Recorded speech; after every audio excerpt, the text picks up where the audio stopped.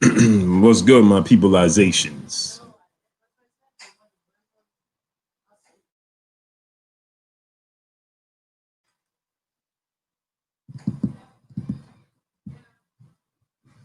What's goody, my peopleizations? What's shaking? What's shaking?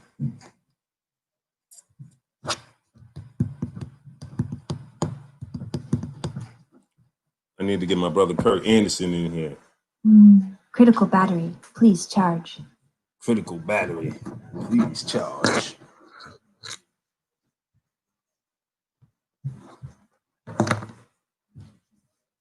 Come on in, my peopleizations. Come on in. I need to get the Queen Ashley's Corner up on here. Come, I can't see the comments. I know I got comments.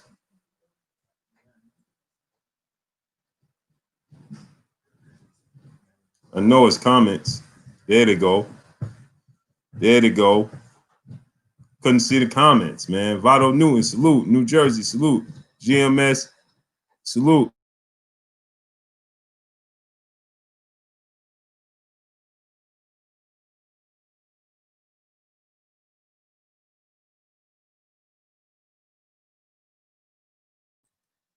GMS Inland Empire, salute. Ott B. Brown, my brother, salute.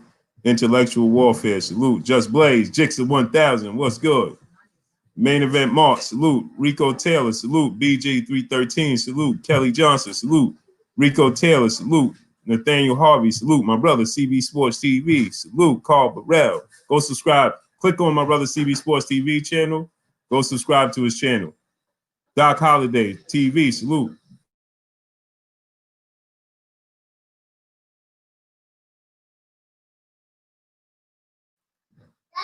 Cupid 777, salute. Underrated Darkness, salute. My brother, Real Pit Bull. Chico, what's good with you, Chico? Main Event Mark, salute. Duke, salute. Jamal Davis, salute. Say Less, salute. Yeah, smash the like button, man. We got 75 people here already, man. Let's get 75 likes, man. Doc Holiday TV said Nana Nation. It's the Empire, bro. Doc Holiday, Nana Empire. It's Raider Nation and Nana's Empire, bro. Manny Moto, salute. Shadow 979, salute. Mighty Trillis Woo, salute. Stanley Brown, salute. Land of the 216, salute. My brother Chico in the building. TG, salute. Chico, I ain't see you in forever and a day, man. BNB Boxer, salute. Victoria Duval, 904, salute. Amir Shahu, salute. Ghetto Love, salute. Who else we got? Keem Green, salute. No doubt, Chico. My brother, Main Event Mark. Vincent Simmons, salute. Carl Washington, salute. P. Newell, salute. We got 85 people, 87 people. Let's get 87 likes, man. Smash the like button. Oh, he said I've been sick. Hope all is well with you, man. Peace and blessings to you. Peace and blessings to my brother Chico, man. Hope all is well with you. Diddy Phil, salute. Salute to my brother BK Don 718. Brooklyn in the building, in the super chat. He said, salute, Blue. Appreciate you, kid. Hey, Nathaniel Harvey, man, I did enjoy the Florida trip, man, but it rained every day, man. Wookie Woo, salute. I was disappointed with the weather down there, and the service down there sucked, man. Service is not the best, you know. Lowland Profits, what's good? Gerald Hood, salute. Smash the like button, man. We got 100 people in the building. Let's get 100 likes, man. Smash the like button. You understand me? I'm gonna have to get my brother Kurt on the phone. My speaker not working. D-Dap, salute. Kel C, salute. What's shaking? I need to get Ashley's Corner up on here, and I don't have her email. Ashley, if you in the chat, send me your email so I can send you the link. Tony Hurd, salute. Yo, Carl Burrell, you got Ashley Corner email? I need to send her a link. Ricky Samuel, salute. Easy Two Feathers, salute. Avery Appendo, salute. Tony Hurd, salute. What's shaking? Hey, man, we got 100 people, 110 people. Let's get 110 likes. Ricky Samuel, salute. Carl Littlevoice, salute. Almighty Law, salute. Yeah, we in the building. Y'all see the picture right there?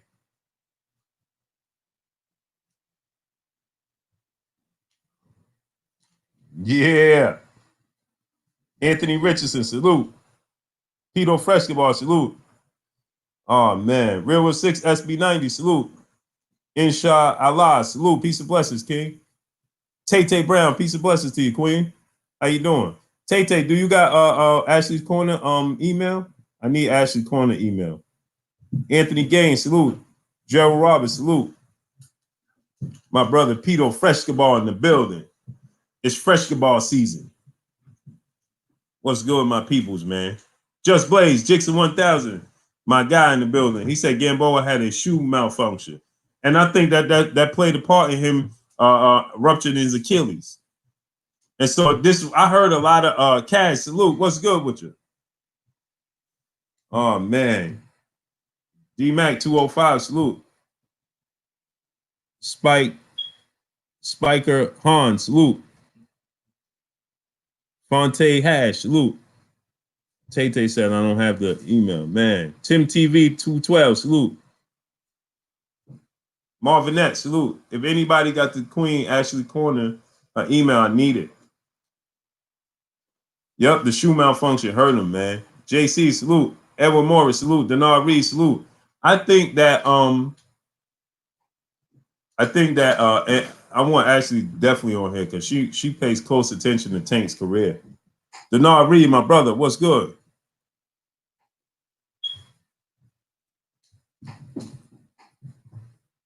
Yep, my brother Chico said I agree. Shoe malfunction hurt him. Yeah, and Chico, I think just like they got an extra pair of gloves and an extra mouthpiece, you know, by the ringside and all that, they need to have an extra pair of shoes. Your greatest ally, salute. I'm gonna give you some hard questions now. You ready? Go ahead. They ain't hard questions for me, brother. Easy. Can you pass me my juice? Easy questions for me, my bro. We got 140 people. Let's get 140 likes. Kenneth Johnson, salute.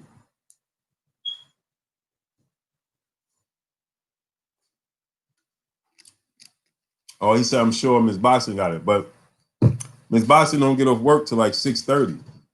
Slim Q, salute. Saran 777, salute. Sylvester Solomon, 2011, salute. They do, and the officials need to approve all the hardware. Yeah, that's what I'm saying, man. They was putting tape on it. Like, just give them an extra 30 seconds just to put a shoe on. They was putting tape on it.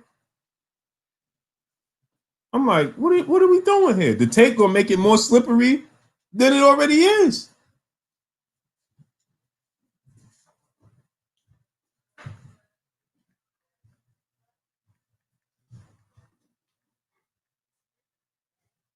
The tape gonna make it more slippery than it already is. They was putting tape on it. Come on, man. Jamal Davis, salute. Jamal Davis said, do you think Tank game plan was to go in deep water on purpose? No. It's never none of their game plan to go in deep water. I don't care what they tell you, because you never know what happens. The longer the fight go on, the more of a risk it is. Lothario Robinson, salute. Slaying Wicked, salute. GB Boxer, salute. Mir, salute. What we got here? I'm missing somebody. FOG Boxer Talk Plus, salute. Act a little vibe, salute. I hope I said that right. It's never none of their plan, no matter what they say. Filippo Consolo, salute. Boss Doha, salute. Yeah, because I'm having difficulties with the speakers and stuff, so that's why. Y'all be able to call in again tomorrow. My brother Matthew Valentine, salute. Tomorrow, y'all be able to call in. Right now, I'm having issues with the speakers. That's just the issue I'm having right now. Urine Carter, salute. So, you know, if they tell you, oh, I wanted to go in to get some rounds in, man, you get rounds in sparring. None of them want to go. You don't want to go GT Entertainment, salute, because you're running a risk. It's a risk. Anything can happen in sport of boxing. One punch could change anything in the sport of boxing. So why would you want a fight, an actual fight, to go longer than no? After it, they when they come out unscathed and they come out on top, then they be like, you know, well, it was good because I got some rounds in. But you don't purposely, intentionally do that. Supreme B Spots Talk. My guy. OPJ 5E, salute. You understand what I'm saying? Yeah, Devin Haney wants Tank next immediately, man. Diddy Phil, salute. What's shaking? Syndicate J, salute. You understand? So none of them go into this and say they want to get rounds in. That's why they say we don't get paid for overtime. Around the world, salute. Anthony Richardson, salute. D. Smith, salute. We seen Tank not next Mayweather. We seen Tank. He not the next Mayweather. Ain't nobody the next Mayweather. Nobody.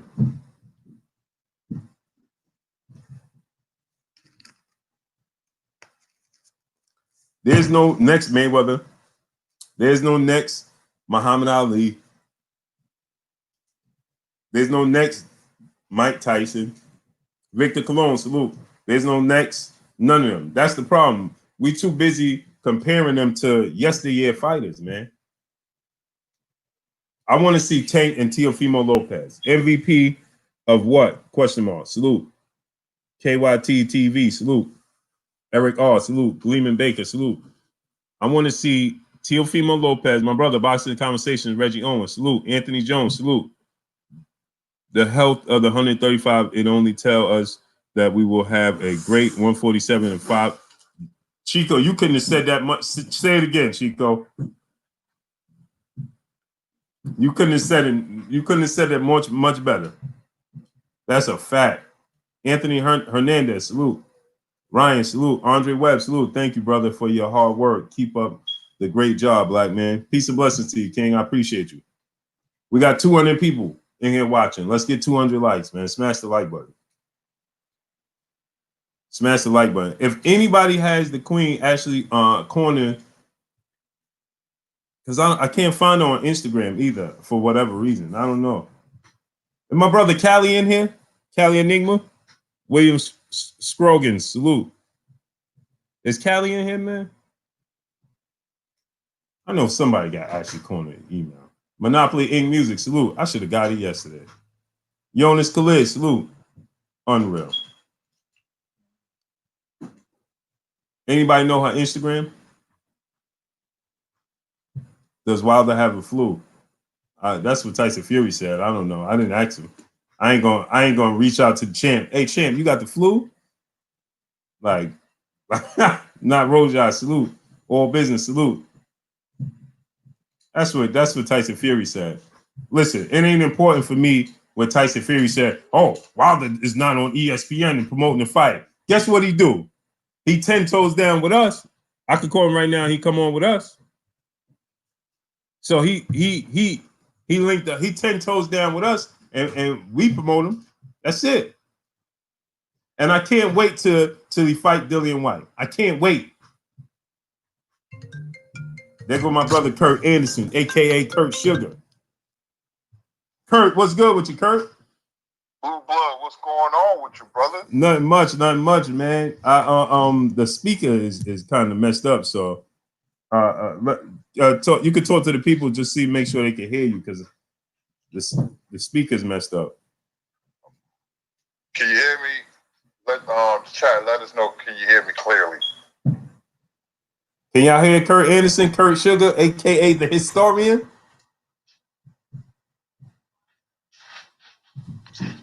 Microphone check 1 2. Oh, they said sound great, Kurt, so they can hear you. Oh, okay. My speaker messed up, Kurt. So it died. I lost the charger, and then the new charger I got is too short to be plugged in, and so it's too far away. Right. I get it. Yeah, so we got to, I got you on speaker phone. Ain't that something? But we didn't do the show in over a week, man. Yeah, holidays. I respect your schedule. You're busy, man. You're always on the grind. So whenever we do it, that's fine. Yeah. And it's been a while, but we back on the grind. Sometimes we ain't gonna do the show. You be on the road. That's understandable. You're always out there. You're on the front line. Yep. We got to make it happen. Absolutely. They said not loud, but they can hear you clear. Somebody said your greatest ally says. Listen to what he says, Kurt. He says you're a boxing journalist, not a Wilder, Bomb Squad, whatever journalist. Have you ever criticized your mans? So I want to ask him this question. What is there to criticize him about, your greatest ally? Now tell us that. So the speaker broke, Kurt. We can't even do the call-ins. I'm going to have it fixed tomorrow, though. We'll do the call-ins tomorrow. But right. He said, so he's saying, have I ever criticized Deontay Wilder? Well, I don't know what's there to criticize him for. What's there for me to say? He's trying to fight everybody. He wants to be the best. He knocks out everybody. What is there? He don't contradict himself. So what is there to talk about? What's there to mention? Am I wrong, Kurt? What is there? Let me ask you, Kurt, is there anything that we could criticize, you could figure out to say we could be critical of him about this? And Blue's a boxing guy. We criticize each and every fighter. But when you're coming off scintillating knockout after knockout, what more do you want? How can you criticize a fighter that's a brutal knockout artist that has legendary knockouts, highlight film knockouts? He's what 43-0 with 42 knockouts on one draw. Yep. That's a perfect record to draw. I mean, I personally thought he won. I wasn't the biggest Wilder fan when I first saw him, but that was early in his career. He's not the only one. Man. I criticize my favorite fighters, but I don't know. Maybe I see boxing different than certain people. I don't know, but if it's something to criticize, hey, well, if he has a bad performance on February 22nd and loses and get outboxed or knocked out, then you can, we'll have something to go on, but he hasn't given us nothing to go on. Right. And I'm not going about to split hairs. I'm not going, just take something so minuscule and be like, oh, he should have double jabbed when he threw one jab. He should have threw two jabs. No, I'm not going to do that because we expect a knockout. And, if that's the case, man, you can, criticize any fighter. We're not fanboys. The whole, I'm speaking on the whole LDBC family. We like Tank, but we criticize Tank from soup to nuts this weekend. So yep. I don't know. It's like they want you to make up stuff because see, here's the problem. Their favorite fighter has these shortcomings. Anthony Joshua he continues to contradict himself. That's what we're being critical of. Anthony Joshua continues to say, oh, I want to fight Wilder, but then I want to fight Fury. Or I want to fight Wilder because he's the champion, but I really want to fight Fury. But then I really want to fight Wilder because he's the champion. And it's just that's what we're not saying. They get it. They don't understand. They can't separate constructive criticism. So when we give them criticism, listen, this is a testament to Anthony Joshua that we want to see him fight the best. I consider Deontay Wilder the best heavyweight in the world, and I want to see Anthony Joshua fight the best heavyweight in the world. I don't want to see. There's a reason, just like we say with Terrence Crawford and Errol Spence, we don't want to see Terrence Crawford versus the Mean Machine because that's a testament to his skill set. We don't want to see him fight that. I say this, and this is the way I put it, Kurt, the last time. We don't want to see Michael Jordan versus Craig Elo. We want to see Michael Jordan versus Clyde Drexler, Dominique Wilkins, Joe Dumars, Isaiah Thomas, Magic Johnson. That's who you want to see Michael Jordan go up against. You don't want to see Michael Jordan against Craig Elo 30 times. When you got Clyde Drexler, Magic Johnson, Isaiah Thomas, Joe Dumars, and all of these Dominique Wilkins on the other side playing on the East Coast, we want to see him play against those guys. Because we already know what he's going to do against Craig Elo and Jeff Hornacek. We've seen that. We know that. We know how this movie ends. Nobody wants to watch a movie that they know how it ends. Who goes to the movies, right? There's a reason that people say that, it's a big thing it's a testament to how good the movie is because you go watch a movie twice in the movie theater. You don't go pay to watch the same movie. You know how it's going to end. Unless you're going with somebody that never watched the movie. So we already know how this movie is going to end when Terrence Crawford fights the Mean Machine. Unless something dramatic happens, like Andrew Ruiz's situation with Anthony Joshua. Other than that, we want to see Sugar Ray Leonard versus Hearns, Hagler, Duran, Aaron Pryor. That's who we want to see him fight. We wanted to see Roy Jones versus James Toney, Bernard Hopkins, Kawasaki, the best of the best. Because otherwise, we know how the movie ends. What's the point in watching the movie? Am I wrong, Kurt? No, not at all, man. You know, we want to see the best fight the best. If a guy don't perform, you know, up to par, I know you're criticizing, so would I. So we all would. Like I said, the LDBC family. If Deontay Wilder fought a Tom Schwartz and performed badly or went the distance, then, you know, he'll give you something. And even though today's boxing fan, you can't even go the distance with anybody. You got to knock the guy out early or a certain round, you know. It's not hard. I mean, it comes easy for Wilder because of that the hammer he has.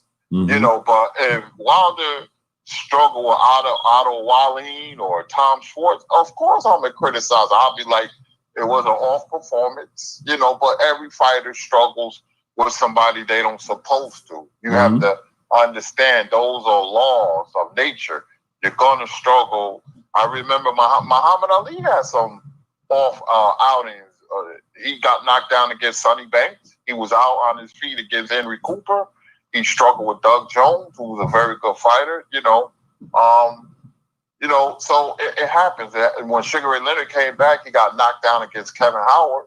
You know, so it happens, man. It's going to happen. It's the laws of nature, you know. Sugar Ray Leonard said every fighter knows when he have it or when it's an off night. He look at himself in the mirror as he warming up, and he was like, you know, you get this eerie feeling within yourself. You can look good throwing punches, but when you're walking into that ring, you know. So you know, and another thing, Curtis, they forget that when Wilder fought Fury the first time, we was all saying, "Hey man, he was too overzealous.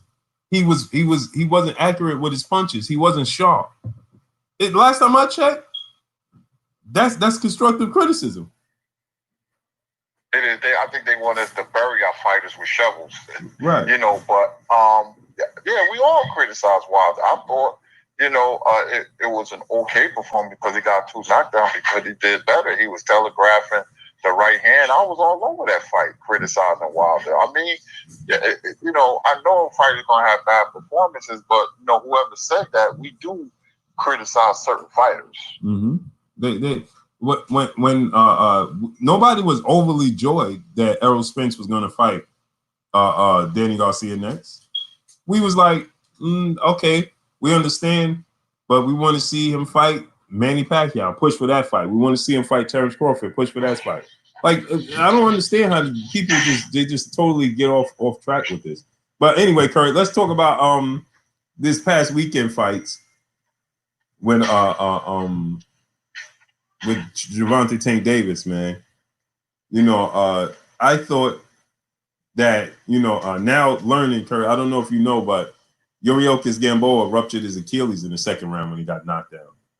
So, and he tore his shoe, but he went to the 12th round. And I knew that when you get in there with a fighter like Yuriorkis Gamboa, you expect it. It's just like, it's like getting in the ring with, you're a power puncher and you get in the ring with, when you're a power puncher, you get in the ring with Amir Khan. He can't go the distance, Amir Khan, or you're going to be highly critiqued. Because we've seen Amir Khan hurt, wobble, staggered, and all stumbling all over the place. And we saw Gamboa hurt by less competition. And because of that, because of Gervonta Tank Davis, everybody is waiting for him to step up in competition. everybody's been begging for him to step up the competition, and this be his step up fight, which is a tricky fight because Gamboa has speed and power. He's a veteran, but on the flip side of that, he has a weak chin and no defense. So he's expected to get to be a showcase fight for Gervonta Tank Davis. And I said this in my videos. If Tank Davis doesn't perform to greatly in this fight, if this is not a showcase fight, you best believe they're gonna come out in drones and criticize him for it and start to say he's overrated, he's exposed. I knew this was coming, and the fact that, and now it got worse that he fought on a ruptured Achilles on top of it, and his shoe was busted, and they had to put tape on it. I knew it was coming, and lo and behold, here it is. Here it is, Kurt. But what's your assessment of the fight? What you thought about it? There's a lot to talk about. You can look at it depending what kind of fan you are of the sport of boxing. You can look at it and says, this will help Tank. It was a great learning experience. Or you could criticize him, a guy that's past his prime. People going to say he should have got him out of there earlier. You know, I look at it both ways because, see, when I look at Tank, I see the talent. I see it. I see it clear as day. He's talented, but he's going to have to change his identity when he fights better fighters, the creme de la creme, the Lopez's and the Haneys, and especially the Lomachenkos and, you know, fighters like that. What Tank lacks is not talent, it's intangibles. Intangibles for a fighter is focus, discipline, coming in great shape. You know, that's an intangibles that every fighter needs to have. You know, and him throwing bombs each and every round, relying on his speed and power, 5 pounds makes a difference because Gamboa got hit with some hellacious shots that I was surprised he took them until, you know, late in the fight when he got knocked out. But when you fight better fighters, you're going to have to bomb. But see, it starts before that. Stop having a whole project in your locker room. You got 1 foot in the ring, like I said, and 1 foot in the hood. And that's not good. Ask Mike Tyson, that's not good. You know, it shows in the ring. And plus, you fight these better competition, you got to be 100% focused because I think he cut corners training. He moved up in weight and was still overweight by a pound and something, a pound and 2. So you got to get your conditioner right because he was breathing heavy about the 4th or 5th round, and you got to be focused. To me, I will move him out of Baltimore. I really would. I will move him out of Baltimore to get more focus. Nobody says you're not going to see your people again, but remember, the FBI was after some of his entourage. You know, and you know, he just reminds me of a character in The Wire.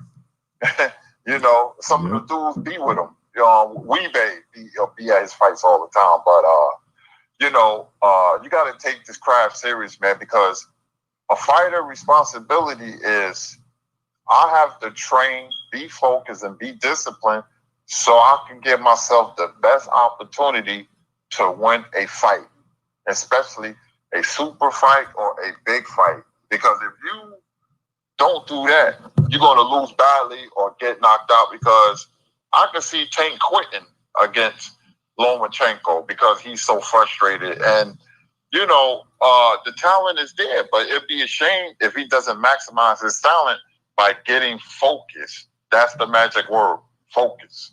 Yeah, you know, yeah, he came in 136.4. So he came in 1.4 pounds over, right? And like you said, he moved up in weight, you know, for the first time to 135, and you still don't make weight. That's a telltale sign that you just wasn't focused out the ring. And I didn't like, you know, I started to see a pattern of people blaming Coach Calvin, and I'm not trying to hear that. I'm not trying to hear that. You know, You know, Coach Calvin is locked in, man. He's locked in, man. You have an opportunity of a lifetime in front of you. Gervonta Tank Davis does. You know, he has the opportunity of a lifetime in front of him, man. They show out in drones for him, and it's no coincidence that the rest of the lightweight division immediately following that fight started calling him out. And watching that fight, I don't think he can win. I don't think he will win. But in watching that fight, I think Tevin Farmer would give him problems. Because if he's not accurate with his punches, he was missing Gamboa. And Gamboa is not a target that you should be missing. He was missing Gamboa. And if you missing Gamboa, he never saw a defense that he liked. I mean, we could go into a defensive store, you know, and just be like, hey, pick a defense, Gamboa. And he like, I don't see nothing I like. And he just come out with no defense. The dude has no defense, man. You know, and he's chinny. And remember a couple of times in the fight, Kurt, I just rewatched it not too long ago, maybe a little while ago. And a couple of times he was just slipping Tank's punches right in the phone booth, right in the pocket, just slipping his punches, making them miss. You know, Tank had a 50%, he was 50% punch rate. So he should have been far more accurate against Gamboa. But the fact that he wasn't, you know, it makes me think. I'm not saying because people are going to take it and run with it. Or you saying Tevin Farmer going to beat him. I'm not saying Tevin Farmer going to beat him. But I think Tevin Farmer is going to give him a lot of trouble with that style because Tevin Farmer is slick on defense. And he's a great counterpuncher. And Gamboa was having success counterpunching him. How you see that fight with Tevin Farmer and Tank playing out, Kurt? Yeah, because you could be better than Guy, but that guy with his style can beat you. I remember a fight with Eric Morales, great Mexican fighter. He fought a guy from Philly, you know, ironically, that's where Farmer's from, with the same style of Farmer. His name was King Zaire Rahim. I said, this dude's going to get murdered before the fight. He gave Morales a boxing lesson. You know, I mean, made Morales look silly, and I was surprised, you know. But it's about style. Boxing is so scientific, people forget that because we're drunk with power, you know. And that's Tank's problem. I think he can get anybody out of there. Where if I was Tank, if I was Calvin Ford, I'd be like, I got to change his identity. I have to tell him, you're going to have to learn how to box, because the way boxing is constructed by nature is you build blocks for a knockout by boxing. Now, when you have people like Hearns and Wilder and Shavers, that's their freak of nature where they can, you know, hit you one time and, you know, it's good night, I'll ring. But somebody like Tank, you know, who's small for the division, I mean, he's built like a wrestler. Yeah, I never like fighters with wrestler physiques like Adrian Broner. I like tall, lean fighters. But, you know, he's going to have to box and set up the knockout. If he don't get the knockout, so be it. You have like a 90-some% knockout rate, and you're fighting guys who's in the upper echelon of the division. So, you know, Fortuna will be a good fight him. Farmer to get him ready with people like Lopez, Haney, and Lomachenko, because they're all boxers. Now, Lopez can punch, but Haney, Lomachenko, they're boxers, man. Mm-hmm. And those are perfect fights to get you ready for people like that. Javier Fortuna or, like I just said, Farmer, you know. So, you know, stop winding up, because I can see he loves the knockout. He was trying to impress people. You know, I just don't like all those people being in this locker room. Have you seen his locker room? Yeah, it was it's like a movie premiere or something. Yeah, you know, Grand Central Station, and Calvin Ford got to put a stop to that. You know, he has to say, look, Tank, man, you know, you can't have all the people back here. It's supposed to be just me and a couple of other guys, you know, Cutman and, you know, assistant trainer. That's it. You know, that's what I would do to Tank, man, because he going to mess around, fight one of these guys and get beat badly. And people going to be like, oh, I know he wasn't that good, because he's not getting the maximum ability from himself. So he has to do that by being focused and being smart. I would box. I'm seeing people saying Tevin Farmer don't have no power to keep Tank off him.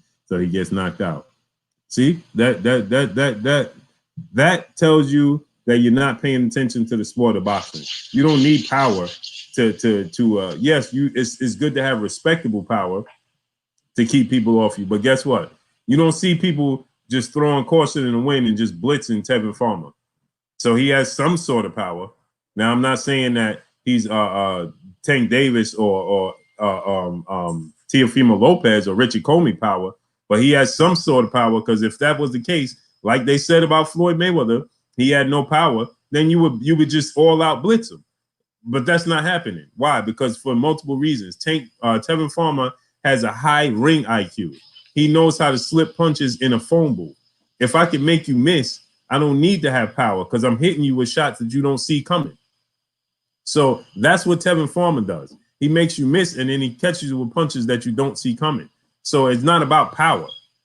Devin Haney doesn't have the most power in the world, but it's the fact that he hits you with punches that you don't see coming. Those are the punches that hurt the most, is the ones you don't see coming. And Curry, I wanted to touch on something. Tank needs to come up out of Baltimore. Remember, Floyd Mayweather did that interview a while back, and Floyd Mayweather said he's been trying to get him to move for a long time. Remember, he said he bought him a house in Vegas and all of that, and got him a car. He said he'd been trying to move him, get him out. And, you know, Floyd Mayweather didn't acknowledge him before the fight or after the fight. And I think that, you know, Floyd Mayweather is frustrated with his approach. When you're dealing with Floyd Mayweather got a lot of things that I'm not in favor of outside of the ring. But when it comes to boxing, you have that dude, all he knows is discipline. All he knows is hard work and dedication. So when you get a fighter that's one of your fighters and you Floyd Mayweather, and he's not committing to the sport, that's frustrating. That's frustrating, because all you know, and you trying to give him the blueprint to be great, and he's doing the polar opposite. That's frustrating, man. You know what I mean, Kurt? Absolutely. Floyd putting a lot in Tank, man, and Floyd is the type that don't like to be embarrassed, you know, and him messing weight, Floyd was none too pleased. So that's just, not, handling yourself with responsibility. I can tell Tank, he likes to party, he likes the flashy cars. You take care of that when you retire in your mid-30s or whatever, but now you got work to do. Your job is to come in shape and to be relaxed and focused. A relaxed fighter, always performs greatly, because that's what boxing is all about. When you look at a Lomachenko exudes that old school style. He even dresses like an old school fighter with the apple hat and the clothes he wears. He's quiet. Mm-hmm. Nobody's never around. That gym is quiet. Mm-hmm. It's just him and his father. He has a calm demeanor about himself, Lomachenko. And believe it or not, that shows in the ring. Mm-hmm. And my friends asked me, man, you think Tank could beat Lomachenko? I said, no. I don't think he can beat him, because he's not mature. I don't know if he ever going to be mature to beat him. I'll give him the benefit of the doubt, because anybody can change, but right now, Tank got a long way to go, man. That's why Lomachenko keep calling him out, because he knows what we know. He knows what I know. He sees something in Tank that he can exploit, and Tank knows it too, because he never calls out Lomachenko. He says, I got the safety off the Glock, and he won't mention names, though. So that goes to show you right there. Mm-hmm. Yeah, he continues to say that. Well, I want, and it's like, it's truly frustrating. It's truly frustrating, Kurt, man, because I see all his talent in this guy, man, and I see the sky's the limit, man, and I want him to seize the moment. You know what I mean? I want him to seize the moment, man. And it just seems like, he's getting by right now. And I see people saying like, oh man, Tank got the power. He'll stop all these guys. That sounds good. Guess what? Mike Tyson had the power too. Did he stop Evander Holyfield? Did he stop Lennox Lewis? Did he stop Buster Douglas? Did he stop any of these guys? No, he had the power and the explosion and the athletic ability. He had all the stuff that Tank Davis had in the ring. But guess what? Mike Tyson had all the stuff that Tank Davis had right now outside the ring. He has all the stuff going on that Tank Davis has going on right now outside the ring. That all the stuff that Mike Tyson had in the ring, the possession he was explosive. He had all his power. He was quick. Nobody could take his punches. He could knock out everybody, but he didn't knock him out. He didn't knock out Buster Douglas. He didn't knock out Evander Holyfield. He didn't knock out Lennox Lewis. So that all sounds good. That all sounds good. Jonas Kid said Lennox Lewis ducked Mike Tyson for a long time. Brother, you must be young. Lennox Lewis ain't ducked Mike Tyson for no long time. You kidding me? Mike Tyson had a lot going on when he came back. Lennox Lewis ain't ducked Mike Tyson, brother. No, don't now see, here we go with the excuses. Or Mike Tyson, yeah. But guess what? That Mike Tyson wasn't done. He done himself. That's what happened to Mike Tyson. He hurt himself outside the ring when he came after the Buster Douglas fight. That's what happened. The same thing that we saying, all the distractions that you're talking about, why he was done in the ring when he fought Holyfield and Lennox Lewis and all these dudes. Why? Because of what was taking place outside the ring with Mike Tyson. So don't tell me he could knock out. Yeah, they all could knock everybody out. But if you don't live, see, this is the difference, Kurt. Deontay Wilder lived a different lifestyle. That's why his knockouts don't go nowhere. That's why he knock out everybody he step in front of. That when he's supposed to, and even guys you don't think he's supposed to. Because he's locked into the sport. He's dedicated and disciplined to the sport. You don't see Deontay Wilder is always hovering around the same way. He looked the same. Am I right, Kurt? You're exactly right. Boxing is 70% mental, and Deontay is focused all the time. You don't see him with a bunch of people. He's a family man in Alabama. Terrence Crawford is in Omaha, Nebraska. It's not a coincidence that those guys are professionals. Lomachenko, who's quiet, and then you got a guy who want to floss with the jury and the cars and want to hang out in clubs. Tank was inside some kind of club fighting and all that. He's still doing a whole lot of that. We just don't hear about it, man. And, it's going to catch up with him. Mike Tyson had a short career because he was just like Tank, but he was on a whole nother level doing it, Yeah. You can't have 1 foot in the ring and 1 foot in the street. It's just a matter of time. This is how boxing is built.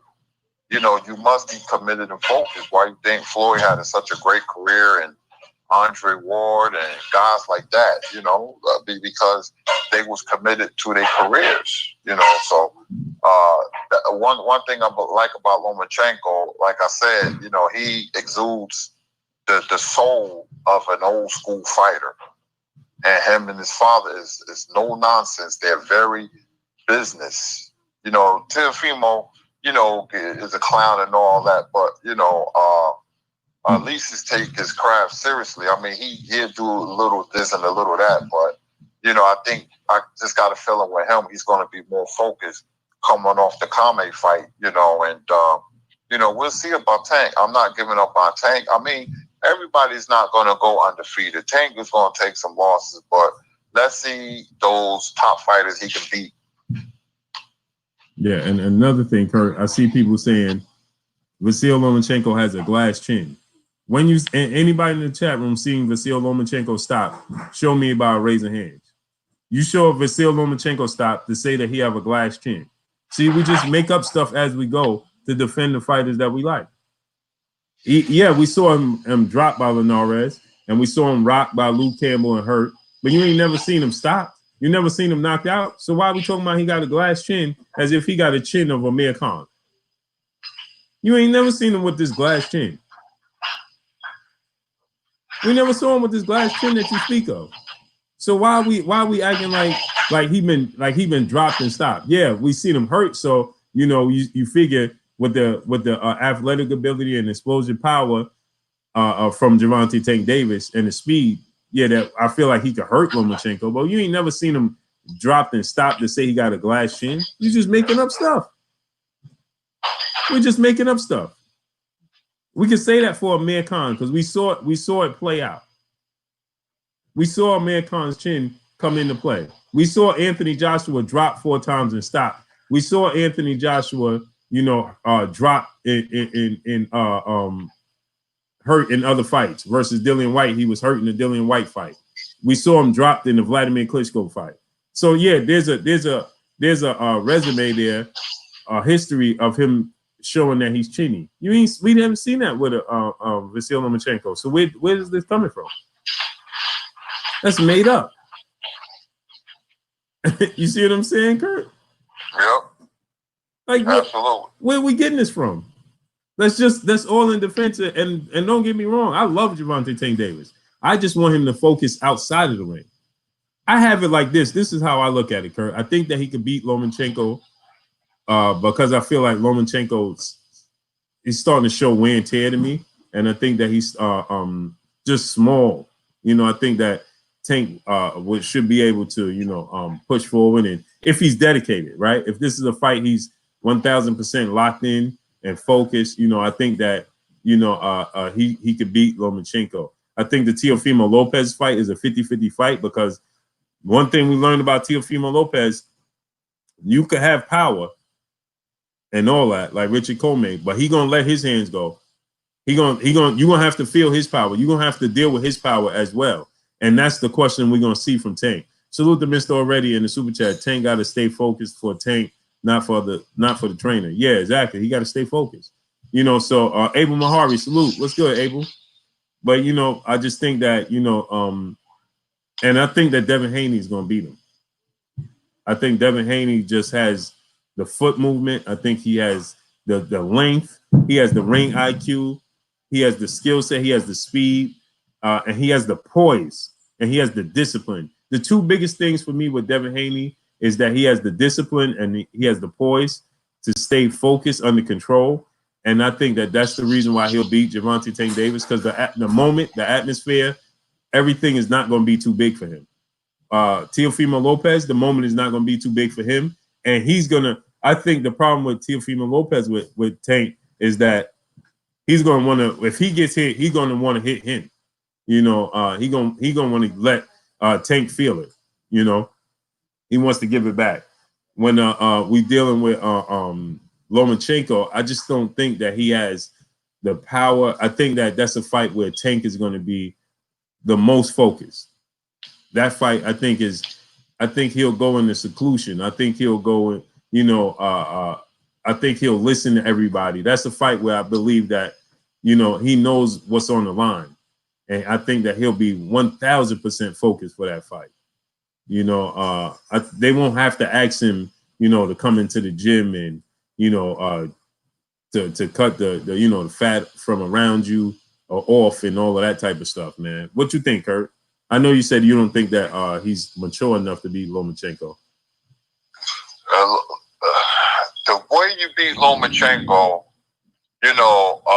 is you box him, because there's always that one fight that's going to tell you a lot about a superstar fighter. And that fight that I keep looking at is the Jorge Linares fight, because I was surprised that Linares had a lot of success with Lomachenko. And Linares is a so-called athletic fighter, but if you can get your fighter that can box and has athleticism, you will give Lomachenko a lot of problems, because Pendraza the same thing, but Teofimo is a better fighter than those guys, and Haney as well.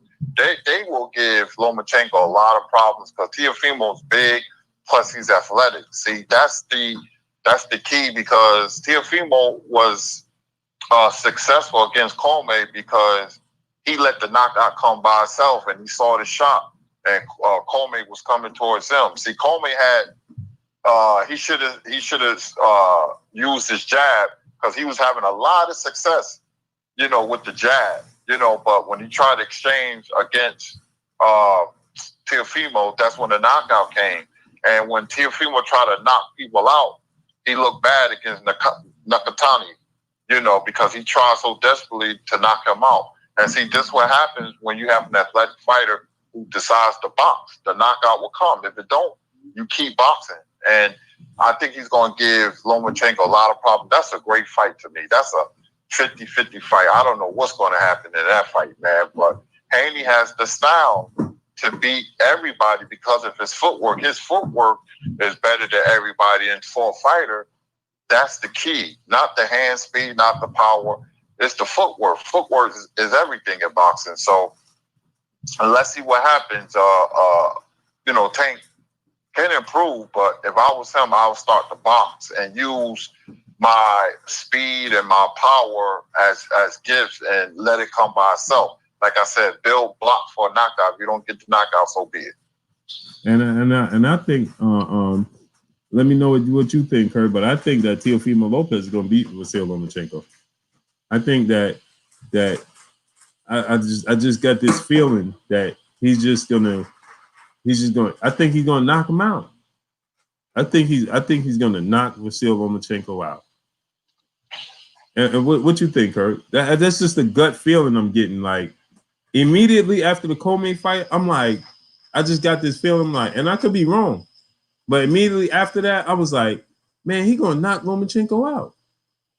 That immediately, that's the feeling I got. And I could be wrong, and it could have been a prisoner of the moment type of thing, but I just felt like he's gonna knock him out, man, for whatever reason. And I definitely could be wrong, but I just don't think.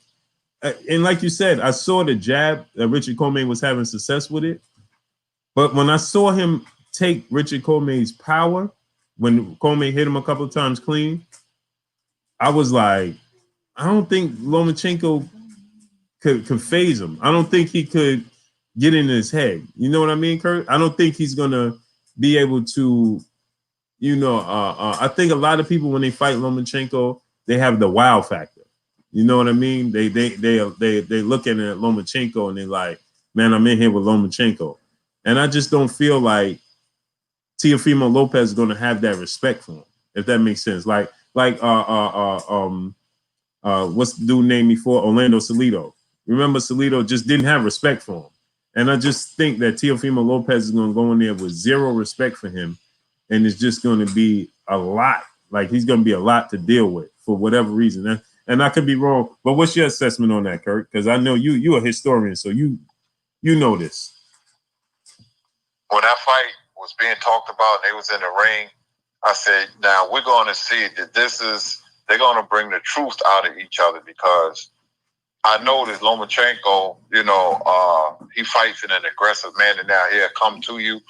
And that's what, if he does that to Lopez, then it's going to be problems. Because I said the fighter that can beat him will be a super athletic fighter. And Lopez has power. He has fast twitch muscles. Teofimo is a problem, man. He really is. If Lomachenko cuts him down and stuff and beats him, you can't say nothing else about Lomachenko, because Lopez is young. He's strong. He's coming off a great victory over Kame. So you can't say nothing else about him. Even the staunchest critics of Lomachenko, I know he would have never beat somebody like Mayweather and the all-time greats, but we talk about now who Lomachenko is a very good fighter, but he's going to have problems with Lopez, and I want to see him pushed, and that's what's going to be the deciding factor. How hard, when Lopez push him, how hard is Lomachenko going to push back? So, the fight is a 50-50 fight, man. I cannot wait for that fight. I heard it's going to happen April 18th at Madison Square Garden. So that's, man, I'm sitting here shaking my head because I call that fight the moment of truth right there. Yeah, and I for whatever reason, Kurt, I was like, man, when I watched the fight, I'm like, he gonna be a handful for Vasyl. He's just too big and too aggressive, too strong. And what we always say, Kurt, a great big man always beats a great little man. And yeah, I'm sorry. No, go ahead, Kurt. No, I was just gonna say that is true, man. And I want to see if Lopez gets off to a bad first 2 or 3 rounds, how he's gonna respond. Or if Lomachenko get off to a bad start. Because Lomachenko has a lot of heart. Because that Linares fight, man, that fight was turning slowly in Linares' favor, the knockdown. But, you know, and Linares, by no means, is a world beat. He's been knocked out, you know, before the Lomachenko fight like 3 different times. And, you know, he snuck that body shot. But Lopez is younger and a lot better than Linares. And I'll tell you, he get past him, I don't got nothing else to say about Lomachenko. Yeah, if he gets past Teofimo Lopez, he gets my respect. But my thing is this. Another thing I wanted to ask you about that, Kurt. If it goes to the scorecards and Teofimo Lopez don't have a knockdown or 2, he's not going to get the nod, in my opinion. I can't see it. They're not going to give him the nod. And somebody in the chat said Lomachenko said he refused to fight Teofimo Lopez in New York. I don't know about that because I heard Vasyl Lomachenko said he would love to do it at the Garden. So I don't know how true that is. I haven't heard anything about that. But Lomachenko don't seem like the type that looks for advantages like that. He don't think it's unfair. He believes in himself. He have a lot of confidence. But Kurt, do you think that Teofimo Lopez could get victory on the scorecards? No, because Lomachenko is the A side, and you know, Teofimo got to take it, man. When decisively or knock him out, he got to go in there and take it. You know, leave no doubts. But if the fight is close, Lomachenko is going to get the victory. You know that, and I don't know who said that either, because that's a New York fight. That's a natural New York fight. Lomachenko has a good fan base in New York, and Teofimo is from New York, so that's a natural New York fight right there. Let's do it at the Garden, baby. Yep. Call Sick TV said Haney duck Fortuna. Now, Call Sick TV, I need you to explain to me how did Haney duck Fortuna. Before I even debunk that, go ahead and put it in the chat and explain to us how Devin Haney ducked Javier Fortuna. Just explain that, because before I debunk that notion that you just stated, and I'm going to debunk it very, very easily. So just explain how did Devin Haney duck Javier Fortuna? Please explain that. But while he's explaining that, or reaches to or disappears, Kurt, how do you see, you know, Devin Haney and Gervonta Tank Davis playing out? I think Haney beats him, man. I think Haney's style is all wrong for Tank because, like I said earlier, hold on 1 second, Kurt. He said the fake arm injury. First of all, it wasn't his arm. So you go back and do your homework before you just go and spewing anything. He don't have an arm injury. He never had an arm injury. It's his rotator cuff. It's his shoulder. That's number one. He had surgery on his shoulder. So how is it fake? He has surgery on his shoulder and is out for 6 months. And then to debunk the entire notion, right? He is fighting the winner of the fight. So if Javier Fortuna beats Luke Campbell, he will be fighting Javier Fortuna to regain his belt. So how could he possibly be ducking Javier Fortuna? That makes no sense. Now go look in the mirror and reevaluate what you just said, because that makes no sense. He has shoulder surgery. That's proven he has shoulder surgery, right? For a fact, on a rotator cuff, not his arm. And then he's out for 6 months, and he's going to fight the winner of the fight. So if Javier Fortuna beats Luke Campbell, he's still fighting Javier Fortuna next. So how could he possibly be ducking Javier Fortuna? Come on, man. Go ahead, Kurt. Sorry about that. Yeah, you know, I like Haney because the left and the jab and the footwork will give Tank problems, and Tank seems like he will get frustrated. Not being funny and not like that. He hasn't fought a certain type of fighter, that has athleticism like he does. So he has to neutralize that, and the way he fights, because he's used to knocking everybody out. I think Haney wins by decision over Tank Davis. I don't think Tank has the maturity or the style to beat Haney, because he'll be looking to wind up and throw caution in the wind with those wild punches, man. And I didn't know what Tank was doing when he was looking in the crowd. He did the same thing his opponent did, Ruiz. Yeah, the last did the fight. same thing. Yeah. I'm like, what is he doing? He just kept, And I heard, and I'm not sure. I wasn't there, so I don't know. I'm just going off a couple of people told me that he was it was Floyd Mayweather, and he was just staring at him. Floyd Mayweather was I guess giving him instructions, and he was just staring because they haven't talked or anything. They have they're not on the best of terms. So I've heard that it was Floyd Mayweather yelling instructions, and he was just staring, just giving him the blank stare, pretty much like why you talking to me stare. Now I don't know how true that, but you can see he clearly was doing it. I don't know who he was doing it to, if it was Floyd Mayweather or anybody else, but he clearly was looking at somebody in the crowd and just staring at them. Like he wasn't saying anything. He just was looking at them. And from what I'm hearing, it was Floyd Mayweather. So Floyd Mayweather was yelling instructions, and he was just, I guess, looking at him like, why are you talking to me type of look. So I don't know. I'm not too sure. I'm just what three people told me that, that was close to the ring, that was Floyd Mayweather, but I don't know how true that is. But go ahead, Kurt.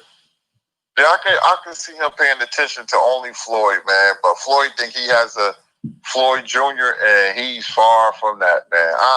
I just don't have a good feeling about Tank, man. I think he's gonna take some losses, and how he comes back from that, we'll see.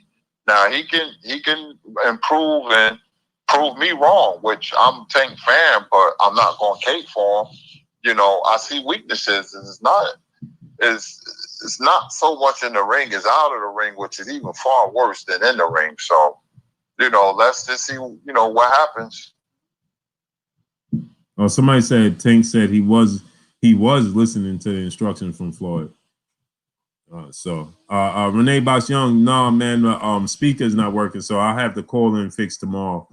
Female Boxer Fan 1, salute, peace and blessings to you, Queen. Sir Ken, salute. Michael Den, salute. Tony Green, nice, salute. Thomas Chandler, salute. Elvis Henson, salute.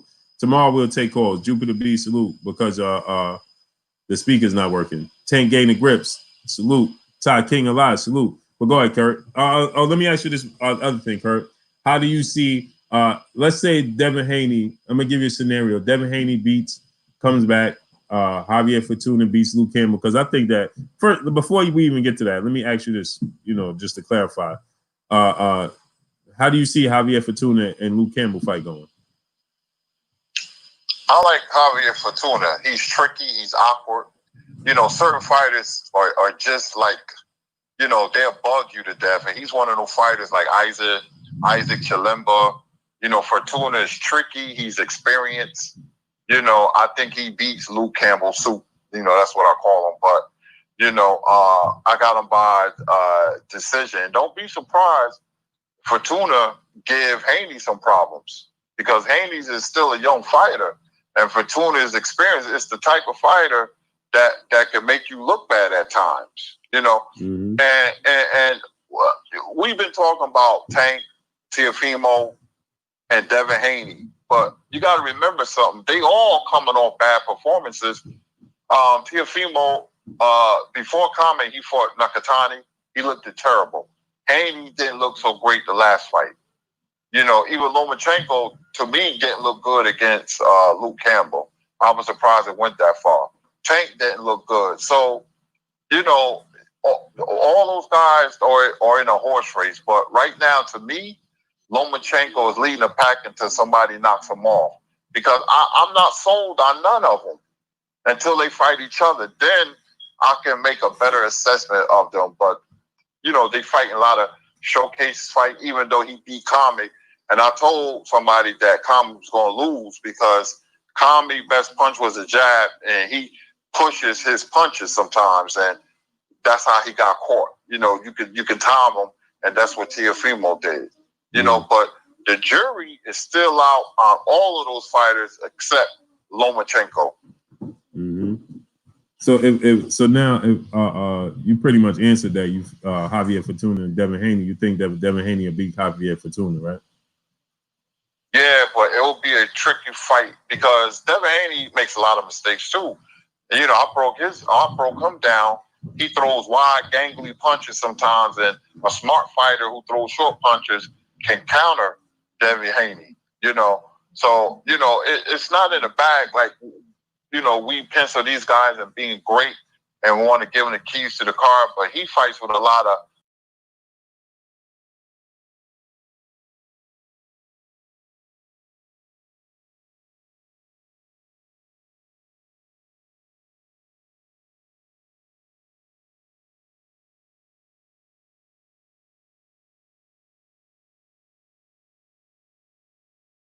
the word I'm looking for is residue. He fights with a lot of amateurish residue, and he's still learning. That's why I'm not convinced of these guys, man, until they fight each other, fight top level competition. And you can throw Ryan and Garcia in there too, the James Dean of boxing, but Lomachenko, because I like how he goes about his business. His father is a very underrated trainer. And because of his Olympic background and experience in boxing, he's still, to me, the head of the class. And if we saying this guy could beat him, that guy, I don't see it like that. I really don't. I don't feel like that. We got 400 people here, man.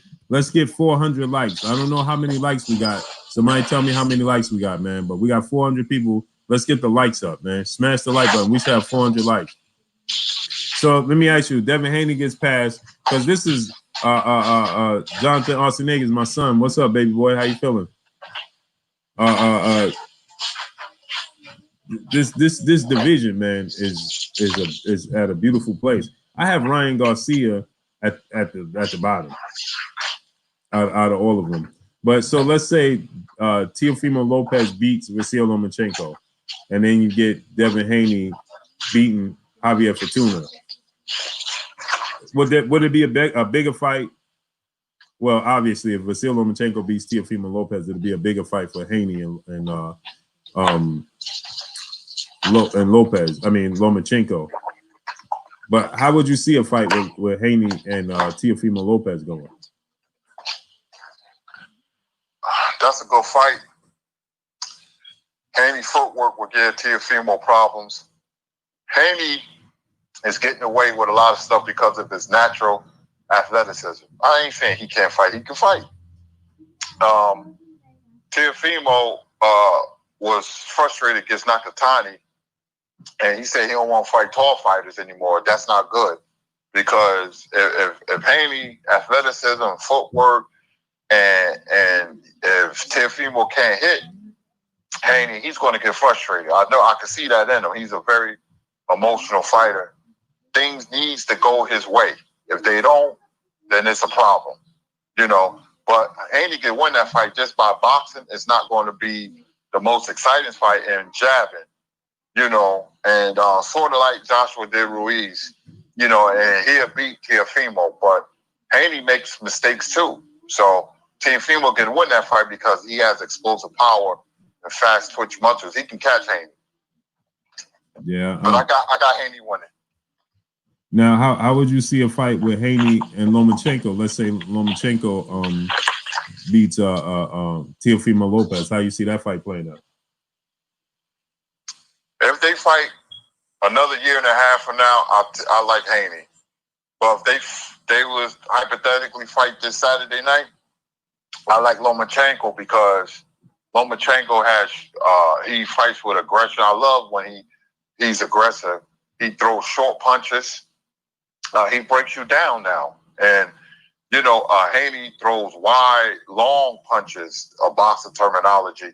And I don't like fighters who throw long punches because Comey throw long punches and you see what happened to him. And I think Lomachenko can counter Haney. Now, what I like about Haney, he called Lomachenko out. So he's feeling confident about himself. But just because you call him out, that don't mean you'll beat him. And I'm saying all this because I'm on the fence with a lot of these young guys. They got to show me more because I'm sitting down and I'm watching them fight. And then I said, let me run it back. Let me watch it again. And I watch fights for entertainment, Blue, but I also watch them and break them down like a neurosurgeon. And I said, you know what? I see weaknesses. Mm-hmm. And I see weaknesses in Haney, man. He still fights like an amateur. He has to settle down and start hopping all over the place like a kangaroo. It's great because he's getting away with it because of his natural athleticism. But he has to improve, man. So overall, your assessment: how does Gervonta Tank Davis fare with the field in the lightweight division? If he was if he was to fight all of these guys, what would you think his record would be at the end? 0-3. I think Lomachenko beat him. I think Haney beat him, and I think Teofimo beat him because he's too big. You know, Tank should concentrate on people like Miguel Burchell and Leo Santa Cruz because they like to open up and throw a lot of punches, and Tank can counter them. But he's fighting boxers, you know, who are big and who have athletic type technical skills, even though they're not even at their best yet, you know. But I don't think Tank can beat him because of his style, and he definitely ain't going to 140 and mess with no Josh Taylor. Hell no. Yeah, when everybody started mentioning him going to 140, no way. I don't know if you guys ever seen him in person, Tank Davis. No, he's far too small to go to 140. Absolutely not. Absolutely not. Is there some guys up there that he could beat? For sure. But the Josh Taylors of the world and what's the other guy's name with top rank? Damn, I'm drawing a what's blank. His name? Ramirez. Ramirez. He can't beat those guys. Those guys are 147-pound fighters that drain themselves to 40. You ever see how big? I know he looks. He's skinny. He's lean on TV. Maurice Hooker is big. Maurice Hooker is big. He's not too. Him and Terrence Crawford are not too far apart. If there's a true size difference. No, the Rougarou. He's not that big. Regis Prograis, but he has power. I don't like his defense. So how would you see a fight with Tank and Regis Prograis? Damn, Regis is built like a tank, man. But he's thicker than Tank Davis, man. I think the walls is really closing in on Tank. I don't got him beating anybody. He have a chance against Prograis because, like you said, I don't like Prograis' defense. I thought he showed his body language was bad against Josh Taylor, which kind of surprised me. I think he lost confidence in himself as the fight was going on, and Taylor out-hustled him. You know, I'll give Tank. I'll still say Prograis, man. Until Tank shows me otherwise, I don't feel comfortable with Tank right now. He has to do better, man. He has to mature and work out some things because, like I said, he's 5'5", if that. He's built like a tank. So, and he's fighting these big athletic fighters, man, and that's not good, man. So I got Tank losing to a lot of people. I think he beats Ryan Garcia because Garcia leaves his chin up in the air, but the rest of the guys he loses to. And he's more 5'4", because I saw him and I saw Pacquiao. Pacquiao's about 5'5", 5'6", and he's shorter than Pacquiao. Tony Green said, this is what I'm be talking about, man. You guys are, sometimes you guys are comedy. Tony Green said Tank is 5'5" when he beat Pedraza, that's 5'9". Last time I checked, Pedraza is not Regis Prograis, Josh Taylor, or Jose Ramirez. He's not Maurice Hooker. He's not Devin Haney. Like, what? Okay, so he beat Jose Pedraza. And that means what? Mike Tyson beat Frank Bruno, who was 6'4", 6'5". Did that mean he beat Lennox Lewis? What does that mean? That means nothing. Yeah, he beat Jose Pedraza that was taller than him. That's all. That's all. Jose Pedraza are not the other guys that we're talking about. So stop. We have to stop mentioning these guys. And when you're talking, there's a reason that we say you step up in competition. There's a difference. It's a difference when you step up in competition. It's different. So to mention Jose Pedraza is what? That means nothing. And I'm not taking anything away from that victory. But Jose Pedraza don't stand a chance against Maurice Hooker or any of the other guys we just mentioned. He just lost to Lomachenko. So what are we talking about here? I think that Tank is he's gonna showcase his talents against against Leo Santa Cruz, Kurt. I think Leo Santa Cruz, opens himself up. He don't believe in defense, and he's gonna be there for a showcase fight. What do you think, Kurt? Yeah, that's a bad matchup for Leo Santa Cruz, man, because Tank can't punch, but it's his style. And come forward, throws a lot of punches, just to throw punches, doesn't set nothing up. Tank could beat guys like that. Leo Santa Cruz, that's a good fight for him. I like Tank at 130, but we want to see him, man, with the lightweights. I just don't think he's small for this weight, man, but he'll beat Santa Cruz, but the other guys, no. And let me ask you about this fight, Kurt. Then we're gonna get ready to get up out of here. What you think about Gary Russell and Tank Davis? I don't like, and I love Gary Russell. I don't like the fight because Gary Russell is not going to stick to the game plan and outbox him. He's going to eventually want to get into a brawl on the inside, and I don't think that bodes well for him because he's just too small. But what do you think, though, Kurt? I think Tank could beat Gary Russell. Gary Russell will have a lot of success. That's a very interesting fight, because Gary going to box, and then he might get hit a couple of times. He's tough because he took some hellacious shots from Jojo Diaz. He showed me a lot in that fight. Mm-hmm. But I think Tank and Gary, that'd be an interesting fight. Gary will have his moments, but I think Tank walks him down later in the fight and knocks him out. Yeah, that's. I just think that, and I think Gary Russell, like the Jojo Diaz fight, like you just mentioned, right, Kurt? He was clearly outboxing Jojo Diaz the first half of the fight, and then for whatever reason, he just decided, let's fight on the inside. It wasn't even necessary, in my opinion. I don't know if something happened, because we just not them. So I don't know if something happened physically, which, he decided not to fight the box. But he just started to fight Joseph Diaz on the inside for no apparent reason, and he made it a dogfight. That's what I saw too. He's lucky.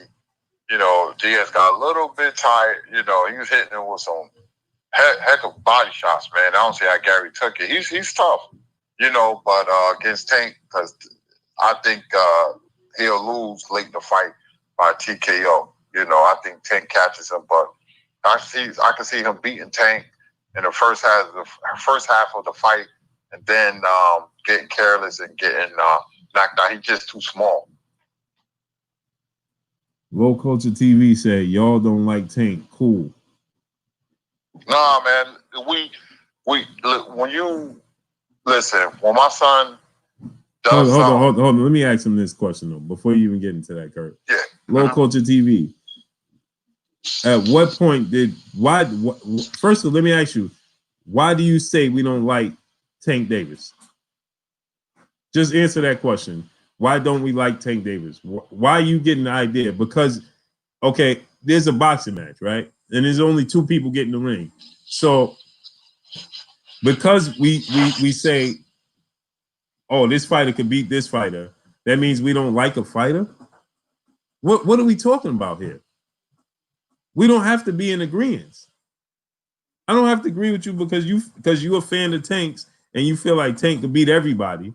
And if I say that Tank can't beat everybody, that means I don't like Tank? Huh?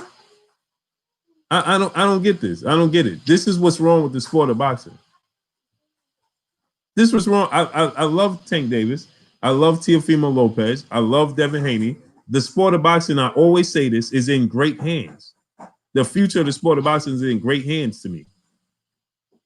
And so now when I say, oh, I don't think that he could beat Devin Haney, oh, that's because you don't like him. Huh? Like, man, I don't even get it, man. I don't get it. It's comedy. All of a sudden, I see people saying, oh, Blue don't like Terrence Crawford. Blue, this is what people saying, Kurt. I saw this. oh, Blue don't like Terrence Crawford. I'm the main person breeding the people to go against Terrence Crawford. So now he says, I definitely don't have no favorites. So then if you don't have no favorites, then what about what we saying says that we don't like Gervonta Tank Davis? You still ain't answer the question. So answer the question. What about what we saying says that we don't like Gervonta Tank Davis? My brother, Junior the Truth in the building. What's good with you, Junior? Go subscribe to my brother, Junior the Truth. Salute, Junior. What's shaking with you, bro? But what are we saying that says we don't like Gervonta Tank Davis? I don't get it, Kurt. You break down the fighter, and all of a sudden that turns into you don't like him. So then I say, well, because he's your favorite fighter, I definitely don't have a favorite. Okay, so then what am I saying, or what is Kurt saying that says that we don't like Gervonta Tank Davis? Where did that come from? Where did you get that assessment from? Where? I just said that I think that Devin Haney will beat Teofimo Lopez, but I think Teofimo Lopez is going to knock out Vasyl Lomachenko. So I guess because I said that Devin Haney could beat Teofimo Lopez, that means I don't like Teofimo Lopez. I don't get it, Kurt. Do you get this? This is what's wrong with the sport, Kurt. No fight is above constructive criticism, man. If I see something wrong, I'm going to spill it. I'm going to tell it like I see it. No fight is perfect, so that makes him, doesn't make him void of criticism. I criticize Tank because what he does outside of the ring and it resonates inside of the ring. I like Tank. I'm a Tank fan. I've been criticizing Terrence Crawford. I'm a Terrence Crawford fan. He's my favorite fighter, but how he's moving, it's not good. What Tank is doing, it's not good because I can see him losing in the foreseeable future. I'm just calling it out. Right. Top Boxing said, Blue, to be honest, your earlier post on Terrence Crawford didn't come out right, but I know it was tough love, not hate. But what did I say that was wrong? What did I say that make it not come out right? I'm going to explain this again. I'm going to explain this again. First of all, if you've been watching my channel, you know this. You've been watching me for all this time. You know that Terrence Crawford is my favorite fighter outside of Deontay Wilder. Those are my two favorite fighters, then Errol Spence, right? So, okay, because I say that he made a decision, okay, here we go. Let's break this down once more, all right? You're saying that the PBC fighters don't want to fight you.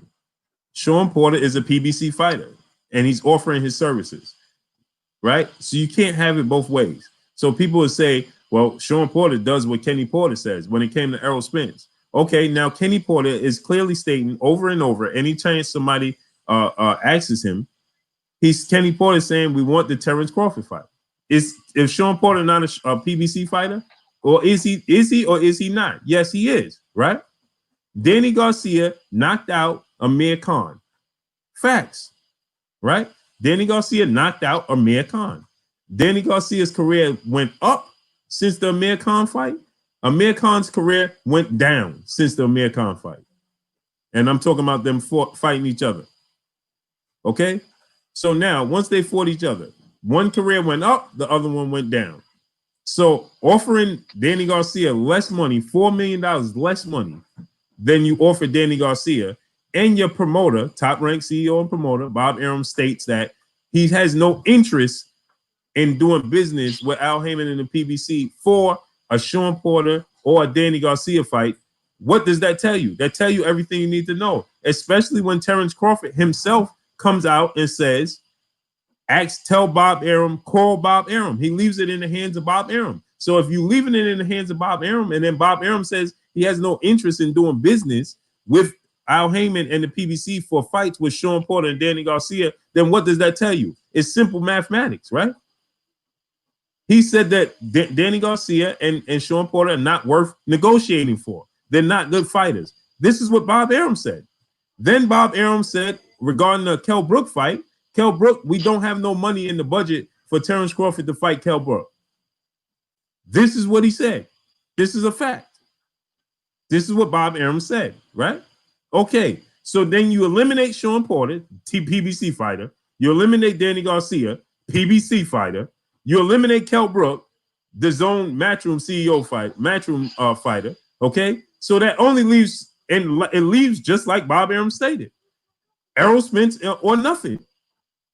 And then we can't talk about Manny Pacquiao because Manny Pacquiao was under the same promotional banner, under the same network, and under the same promoter as Terrence Crawford in Bob Arum. And then Bob Arum comes out and says he was the one who prevented Terrence Crawford from fighting Manny Pacquiao and passing the torch because he have a vested interest personally in Manny Pacquiao and he didn't want to see him get hurt. So he said he blocked the fight from happening. Why are we blaming everybody else but the people that we need to blame? It's simple. So how does that, me telling you that, come off as if I don't like Terrence Crawford? And then you get people, yeah, I know you get other channels and people talking about, oh, now Danny Garcia, fake offer and fake. Sounds good. Offer him a real offer and see if he take it. Don't tell me what Danny Garcia, what you think Danny Garcia is doing. The fact remains is you offered Danny Garcia less money than you did Amir Khan.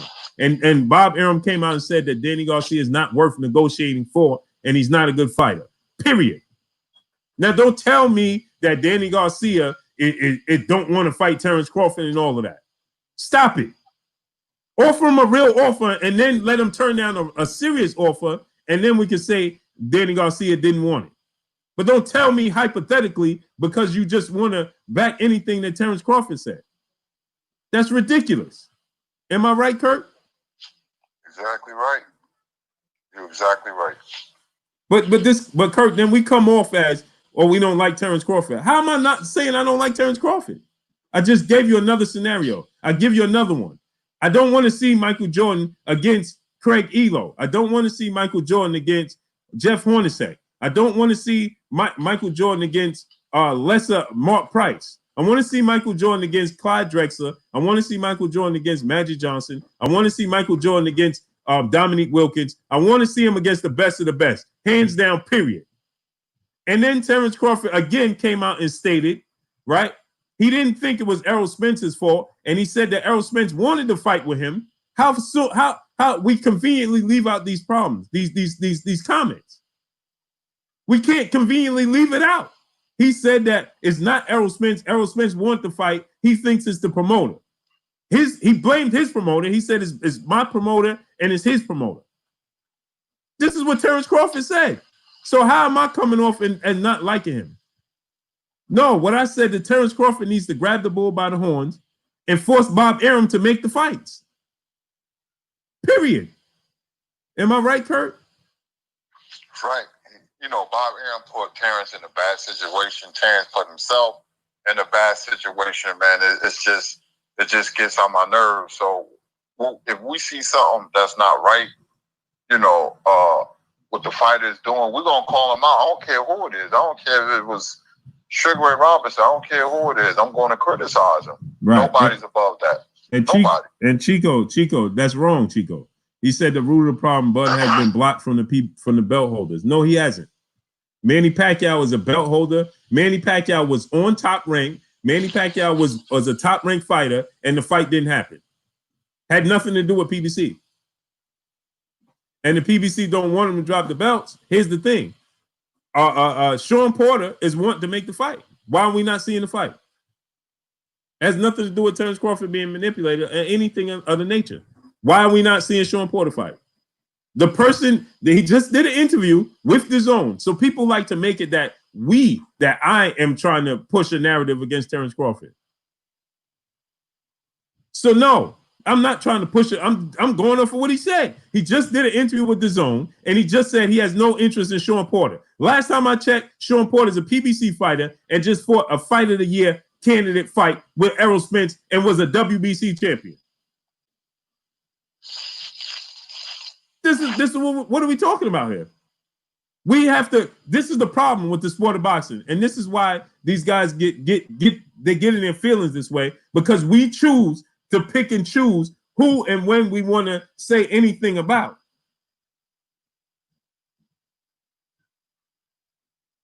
I talked to Sean Porter and I did it right, but here's the thing: we can't go off of that. Kenny Porter and Sean Porter are right now saying they want to fight him.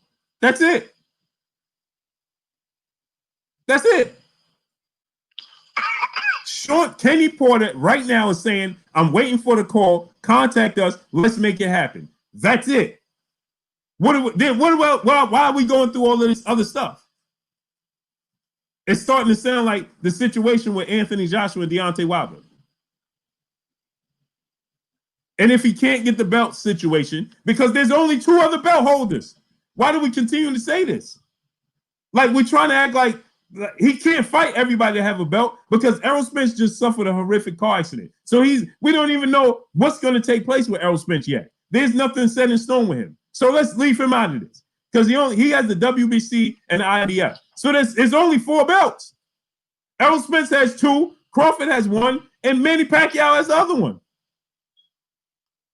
Bob Arum clearly told us that he was the one that blocked Terrence Crawford from fighting Manny Pacquiao. There goes 1 belt. There goes 1 belt. Right? Okay. Errol Spence fight, right? Errol Spence was going to fight Sean Porter at the time. He got the belt from Sean Porter. Now he suffered a car accident. So that set him back. So let's leave that out of it. Nonetheless, right? Let's talk about him fighting top-notch opposition. You don't have to be a Floyd Mayweather. Here we continue to talk about these belts because we only want to talk about Errol Spence. We only want to talk about Errol Spence. Clifford Faded, salute in the super chat. Ooh, you're hitting them with too much common sense. Yeah, so we only want to talk about Errol Spence because we continue to talk about these belts. But when Floyd Mayweather wasn't a belt holder, that didn't make the magnitude of the fight. Floyd Mayweather didn't have a belt. He didn't always fight for a belt. That didn't mean the fight wasn't big. It didn't mean it wasn't a legacy fight. So let's stop talking about these belts because Sean Porter and Errol Spence just fought in the Fight of the Year candidate, right? So everybody said that they wanted to see either Errol Spence fight. Am I right, Kurt? They wanted to see Errol Spence fight Terrence Crawford or a rematch with Sean Porter, right? Uh-huh. If he rematched Sean Porter doesn't have a belt. So it wouldn't be for a belt. He's the only one with the belt. So if Terrence Crawford fought Sean Porter right now, it's the same thing as Errol Spence rematching him because Errol Spence already beat him and took his belt. So why in the Fight of the Year candidate, that in my opinion, the difference was the knockdown in the 11th round. Right? So why can't we see Terrence Crawford against Sean Porter then? Outside of Errol Spence and Manny Pacquiao, who's better than Sean Porter and Danny Garcia? Other than Keith Thurman, we know Keith Thurman don't want to fight Terrence Crawford. I don't care if Terrence Crawford was on the PBC side, top rank side, the zone side, or any other side. That's the one fighter we know don't want to fight Terrence Crawford. Keith Thurman don't want to fight Terrence Crawford. We understand that. Keith Thurman don't want to fight Errol Spence either.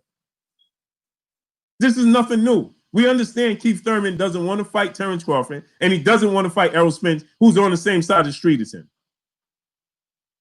We already understand that. So who else are we talking about that's avoiding Terrence Crawford?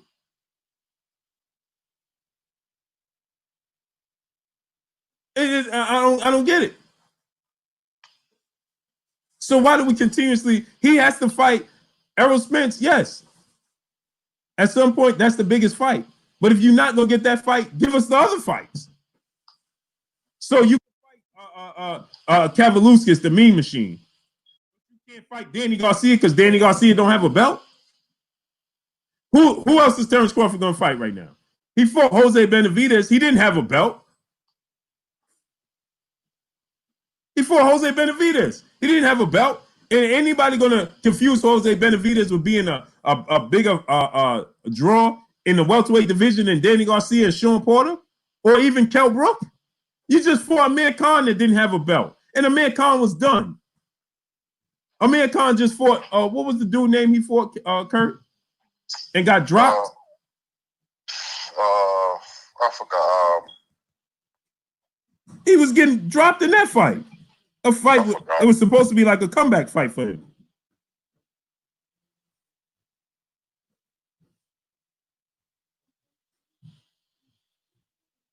Carlos Ramirez said Jose Benavidez was an ex-world champion. When?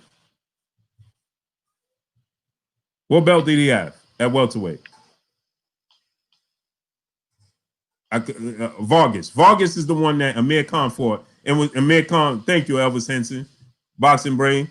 He was fighting Vargas, remember, Kurt? And Vargas was knocking him down and everything.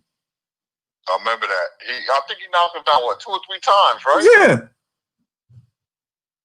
So I don't get it. I don't get it. Mikey Garcia, with top ranked fighter, Bob Arum fighter. Why didn't the fight happen? Why do we blame the PBC? Right? Here's the funny thing about this, Kurt.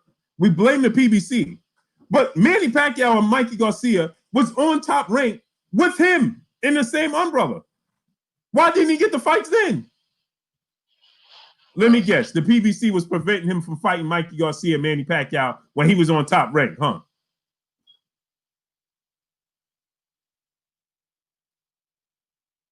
When he was on Top Rank. Let me guess. PBC was preventing him from fighting Manny Pacquiao and Mikey Garcia, right? Funny, Mikey Garcia left Top Rank, right? And fought Adrian Broner, Robert Easter, Errol Spence, fought for a belt against, immediately got his belt back from Sergey Lipinets. What am I missing here, Kurt? His career just skyrocketed after he left Top Rank. Now he's getting $7 million to fight Vargas. A God bless 747 said Mikey and Pac didn't want to fight. It doesn't matter. They was on Top Rank, right? In ESPN and with Bob Arum, right? So tell us why he didn't get the fights. You blaming the PBC for him not getting the fights, right? But these fighters were on his banner under the same promotional company with the same promoter, but didn't get the fights. Who was a bigger draw when Manny Pacquiao was still over at Top Rank at ESPN, Kurt, than Floyd Mayweather, than Manny Pacquiao? Other than Floyd Mayweather, who was a bigger draw in the sport of boxing than Manny Pacquiao? And guess what? Timothy Bradley got to fight 3 times with Manny Pacquiao. Why didn't Terrence Crawford get 1 fight with him? Just doesn't make sense now, does it, Kurt? No, man, he stonewalled Terrence Crawford, man. I just can't see how Terrence Crawford's attitude is just, I'm taken back by it, man, or lack thereof, man. I mean, I don't know. I really don't. It's plain to see what he done did to Crawford in his best years is just, passing him by, man. That's what I'm saying. It's like, it's like we got to stop doing this, man. We have to stop doing this. We have to say what it is. We have to say what it is. Manny Pacquiao came to the PBC. He done got the Keith Thurman fight. He could be on the verge of fighting Errol Spence in the future. Mikey Garcia, like, what are we talking about here?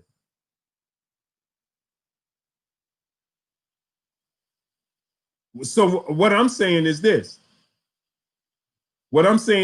Terrence Crawford has to grab the bull by the horns, meaning his career, and force it in the direction he wants it to go in. You can't sit there and say, I don't have to fight these guys to be a Hall of Famer. Okay, then what are we complaining about then? I don't get it, Kurt.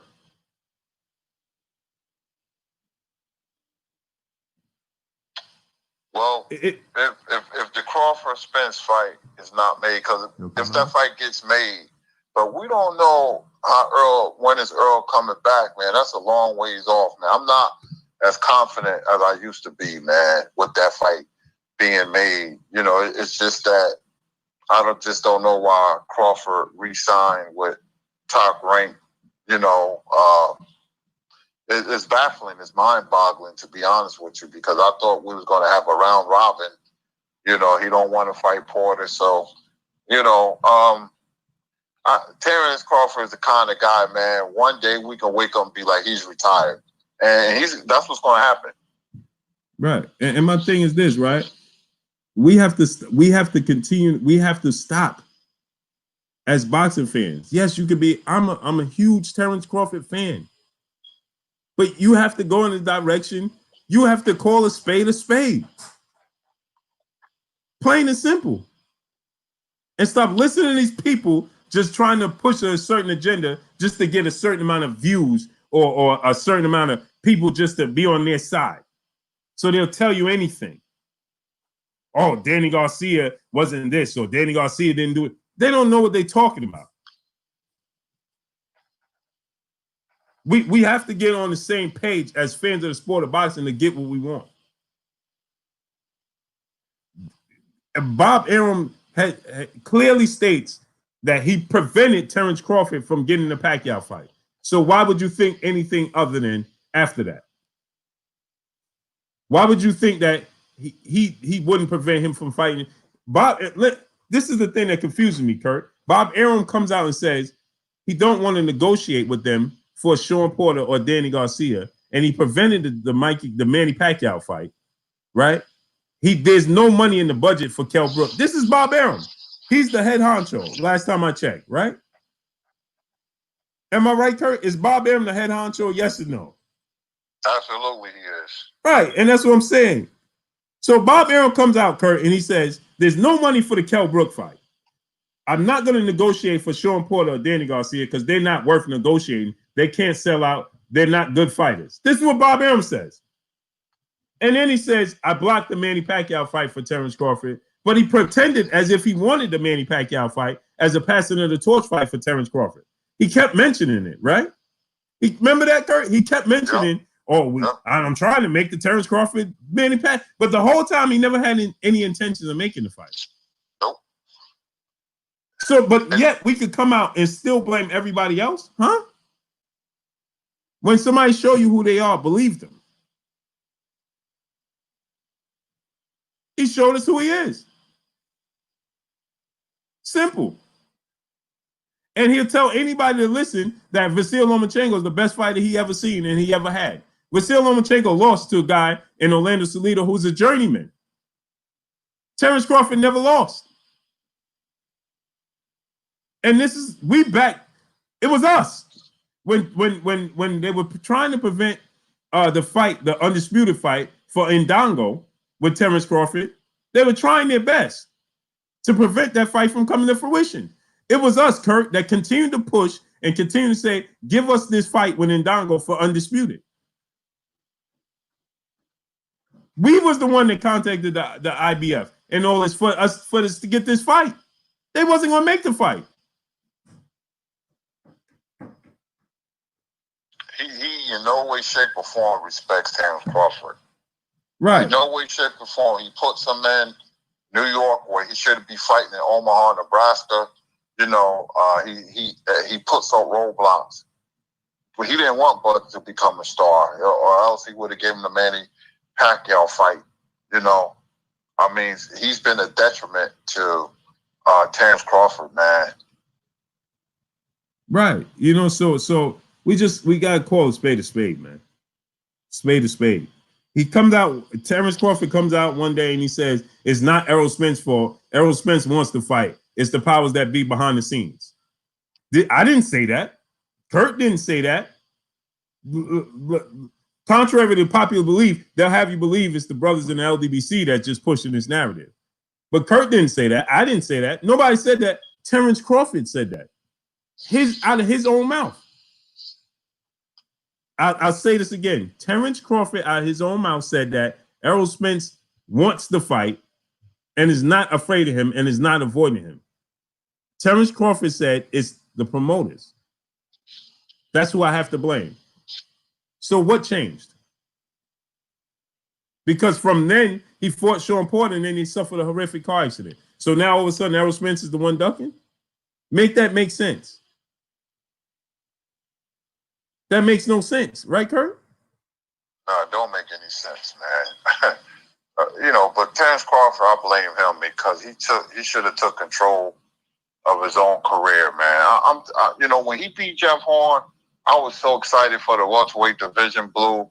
I said, man, we're gonna have a round robin. He gonna fight Earl, and I thought he'd be calling guys out, and then he just changed, man. So I don't know, man. It's never perfect in the boxing world, man. Never.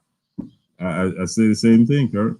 Kurt, you remember, I was the one that's saying, listen, he want to fight with Errol. He want to fight. Errol got to give him the fight. I've been saying that. But at some point in time, I have to call a spade a spade. Salute to Star City J and the Super Chat. Salute Blue Blood and Kurt. Keep that fire coming. Smash the like button. Yeah, smash the like button, man. I don't know how many likes we got. We got 400 people watching. I don't know how many likes we got. You know, so, you know, I mean, listen. Terrence Crawford and Mikey Garcia and Danny Garcia have been talked about since they was at lower weight classes. Now, you can say all you want. Mikey didn't want to fight. And Mikey came out and he stated he didn't want to fight with Terrence Crawford. And I made videos about that. So suddenly, when it's not in your favor, then it's because I don't like Terrence Crawford. But when Mikey Garcia, go back and look at the archives. I went and I said that Mikey Garcia is avoiding Terrence Crawford. When Mikey Garcia simply said he don't like the fight that Terrence Crawford runs so much. I said that's because Mikey Garcia don't want to fight. He's ducking Terrence Crawford. Flat out. Made multiple videos about Mikey Garcia avoiding him. So where is it that I don't like it? Because when I tell you that now Crawford is making a mistake, not saying that he's avoiding these fighters, but he's not taking the bull by the horns. That's what I'm saying. Simple. It's simple and plain. Go ahead, Kurt. Close us out, Kurt. Let's get out of here. Man, we done went. It's just 7 o'clock, Kurt. Yeah, I know. 7:04. You know, hey, great show, man. We talked about the lightweight division, the Terrence Crawford, and, you know, and the PBC brand. Great show. Thanks, chat. You know, we'll be back. I'll talk to Blue when we coming back. You know, it's the holiday season, so we've been doing many shows, man. But good show as always, man. Salute to the chat. You know, Bang New Media. Salute to the LDBC. My name is Curtis Anderson, aka Kurt Sugar, and I will see you soon. Peace. Y'all already know what it is. It's your boy Blue Blood Sports TV. Hey, like, comment, and subscribe. You haven't subscribed? Hit the subscribe button, hit the like button, hit the bell icon to get all the new notifications. Follow us on Instagram, Blue Blood Sports TV, all one word. Y'all already know what it is. Shout out to the entire LDBC. Shout out to New Media. Shout out to Black Media Row. Make sure you like and share these videos. That's all we got for y'all. Peace. Peace.